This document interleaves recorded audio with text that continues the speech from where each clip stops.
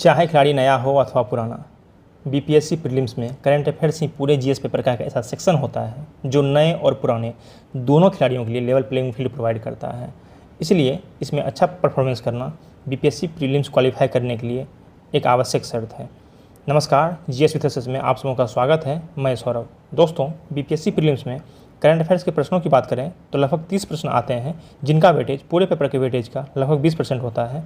और अगर आपने अच्छी मैगजीन का चुनाव किया है, एक अच्छे सोर्स का चुनाव किया है, तो आपकी सटीकता 90 से 100% हो सकती है, जो आपको प्रीलिम्स क्वालिफाई करने में बेहद मददगार साबित हो सकता है। इसलिए अगर आपको मेंस लिखना है तो आपको बीपीएससी प्रीलिम्स में करंट अफेयर्स के पोर्शन को बेहद ही सटीकता के साथ सॉल्व करना आवश्यक है। इसलिए मैं इसे गेटवे ऑफ मेंस मानता हूँ। लेकिन इसके साथ सबसे बड़ी समस्या यह है कि करंट अफेयर्स के लिए कोई एक निश्चित पुस्तक नहीं है ताकि हम उस पुस्तक को पढ़ के बीपीएससी क्वालिफाई कर सकें। इसके लिए मार्केट में तरह तरह के मैगजीन आते हैं और यूट्यूब पर भी सबसे अधिक भरमार करंट अफेयर्स के सोर्सेज को लेकर ही है। इसलिए इसमें भटकाव की संभावना सबसे अधिक है और fear of missing out, FOMO feeling भी स्टूडेंट में सबसे अधिक इसी विषय को लेकर आती है। साथ ही साथ हर साल मार्केट में एक नया मैगजीन आकर हमारे कन्फ्यूजन को और बढ़ाता है। इस पूरे कन्फ्यूजन से निकलने के लिए बीपीएससी के प्रीवियस ईयर क्वेश्चन हमारे लिए काफ़ी मददगार साबित हो सकता है। अगर हम बीपीएससी के प्रीवियस ईयर क्वेश्चन उसकी भाषा को ध्यान में रखेंगे तो हम पाएंगे कि हमारे पास जो उपलब्ध मैगजीन है उनमें किनकी भाषा और प्रश्नों की भाषा लगभग समान है। तो आइए प्रश्न की भाषा को देखते हैं एक बार। देखिए, प्रश्न जो है कि थेरेसा मे के बाद ब्रिटेन के प्रधानमंत्री बनने की दौर में कंजर्वेटिव पार्टी में पहले दौर के मतदान के बाद प्रतियोगिता में अंतिम 7 में कौन शामिल नहीं था।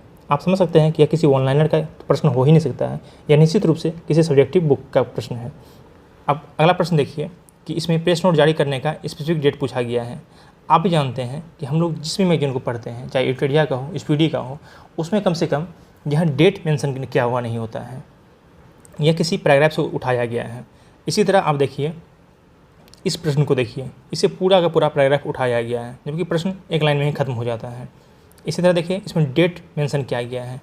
अगर हम ध्यान देंगे तो आप पाएंगे कि इन मैगजीन में सिर्फ प्रतियोगिता दर्पण ही एक ऐसा मैगजीन है जिनमें ऐसा डेट मेंशन होता है और जिसकी भाषा भी लगभग इस तरह की होती है।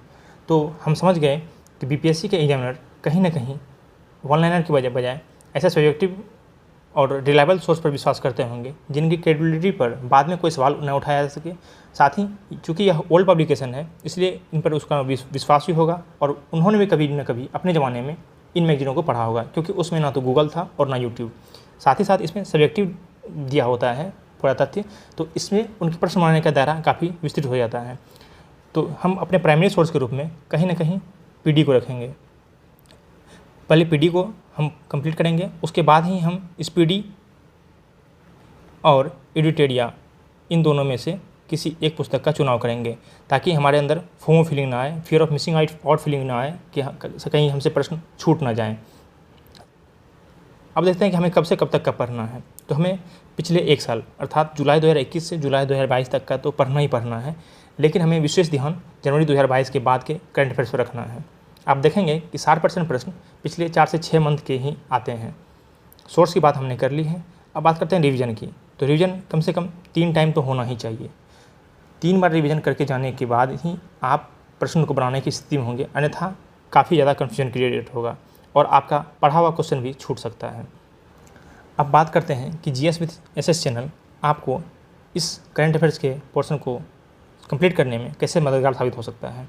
तो दोस्तों, हम प्रतियोगिता दर्पण के मंथ वाइज कंपाइलेशन लेकर उपस्थित होंगे। उसके बाद जब भी एडिटोरिया का वार्षिकांक आएगा तो उनके वीडियो के साथ भी हम उपस्थित होंगे और स्पीडी करंट अफेयर्स को भी हम वीडियो के माध्यम से लाएंगे। लेकिन प्रतियोगिता दर्पण के जनवरी से लेकर अगस्त तक के सभी मैगजीन के शॉर्ट्स नोट्स और उनके आवश्यक तथ्य को हम वीडियो और पीडीएफ के माध्यम से आपको प्रोवाइड कराएंगे। लेकिन हम शुरुआत करेंगे अगस्त से और इसे लेकर जाएंगे जनवरी तक। तो दोस्तों, आपको पीडी को एक प्राइमरी सोर्स के रूप में रखना है और इन दोनों मैगजीन में से किन्हीं एक का चुनाव करना है। दोनों का चुनाव नहीं करना है, किन्हीं एक का चुनाव करना है। वैसे आपको कहीं जाने की ज़रूरत नहीं है। इन तीनों मैगजीन का पूरा वीडियो इस चैनल पर उपलब्ध हो जाएगा 67 बीपीएससी प्रीलिम्स से पहले। तो इसलिए आपको कहीं इधर उधर भटकने की ज़रूरत नहीं है। आप चैनल को सब्सक्राइब कर लें और अपने अन्य दोस्तों को भी बताएं ताकि वे भी इनसे लाभान्वित हो सकें। धन्यवाद। जय हिंद।